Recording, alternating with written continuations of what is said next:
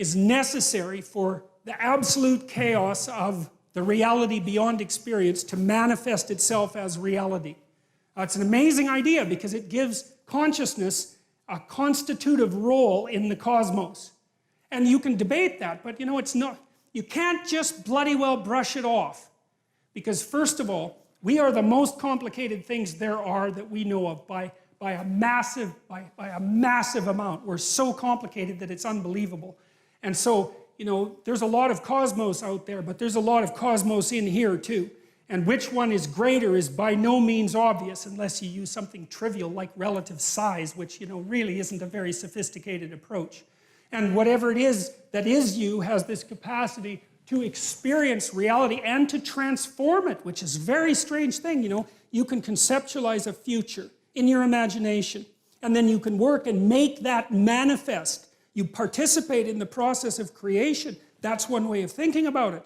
And so that's why I think in Genesis 1, it relates the idea that human beings are made in the image of the divine, men and women, which is interesting too, because, you know, the feminists are always criticizing Christianity, for example, as being, inexorably patriarchal. Of course, they criticize everything like that, so it's hardly a stroke of bloody brilliance.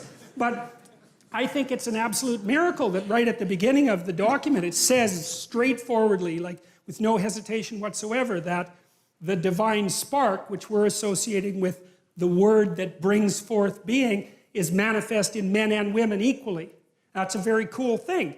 And you got to think, well, like I said, you actually take that seriously. Well, what you got to ask is, what happens if you don't take it seriously?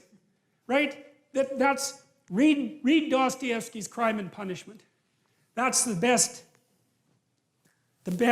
investigation of that tactic that's ever been produced. Because what happens in Dostoevsky's Crime and Punishment is that the main character, whose name is Raskolnikov, decides that there's no intrinsic value to other people.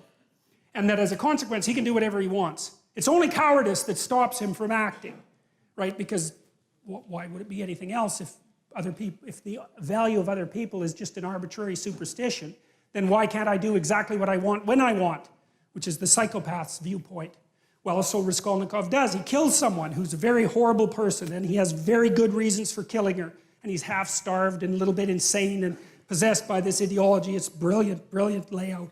And he finds out something after he kills her, which is that the post-killing Raskolnikov and the pre-killing Raskolnikov are not the same person even a little bit. Because he's broken a rule, like he's broken a serious rule, and there's no going back. And Crime and Punishment is the best investigation I know of what happens if you take the notion that there's nothing divine about the individual seriously. Now, you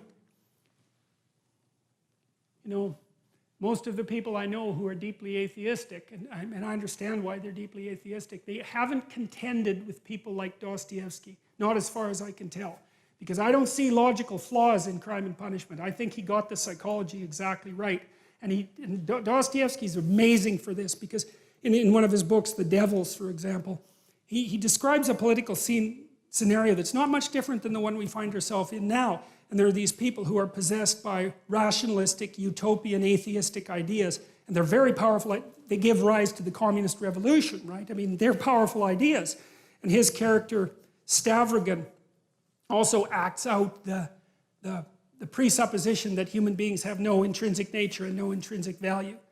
And it's another brilliant investigation, and Dostoevsky prophesies, that's what I would say, what will happen to a society if it goes down that road? And he was dead exactly accurate. It's uncanny to read Dostoevsky's The Possessed or The Devils, depending on the translation, and then to read Alexander Solzhenitsyn's Gulag Archipelago. Because one is fiction and prophecy, and the second is, hey, look, it turned out exactly the way that Dostoevsky said it would for exactly the same reasons. So it's quite remarkable.